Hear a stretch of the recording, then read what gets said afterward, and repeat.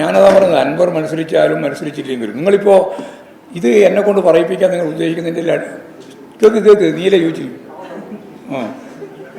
അത് മനസ്സിലാവണമല്ലോ, ചോദിച്ചാൽ മനസ്സിലാവണ്ട. ചോദിച്ചാൽ ഉന്നവൻ എന്താണെന്ന് എനിക്ക് മനസ്സിലായി. അതെന്താ പറഞ്ഞാൽ ഇതെല്ലാം പറഞ്ഞ പോലെ നിൽക്കുന്നതല്ല ഈ സെറ്റ്. ഏറ്റവും അവസാനം വേറൊരു നിലപാട് സ്വീകരിച്ചു കഴിഞ്ഞാൽ അന്ന് ഗോവിന്ദ മാഷ് പറഞ്ഞല്ലോ അത് ഗുണം ചെയ്യുന്നു, അപ്പോൾ ഇപ്പോൾ ഗുണം ചെയ്യില്ലല്ലോ, കാരണം പോയല്ലോ. അത് വിശദീകരിക്കാൻ എന്നെ ഉപയോഗിക്കണ്ട. അതാണ് നിങ്ങൾ ഉന്നതം.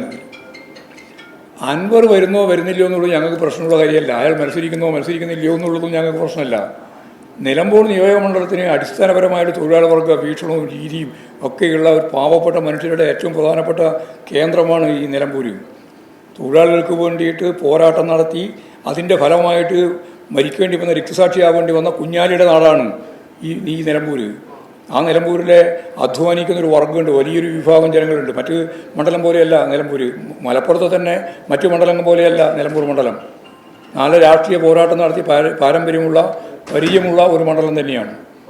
അവിടെ പലതരത്തിലുള്ള പ്രശ്നങ്ങളും ഉപജാപക സംഘങ്ങളും സംവിധാനങ്ങളും എല്ലാം ഉപയോഗിച്ച് അവിടെ നടന്ന ഒരുപാട് കാര്യങ്ങളെ സംബന്ധിച്ചുള്ള വലിയ അഭിപ്രായ വ്യത്യാസവും സംഘർഷവും സംഘടനവും ഒക്കെ UDFൻ്റെ ഭാഗമായിട്ട് നിലകൊള്ളുന്നുണ്ട്.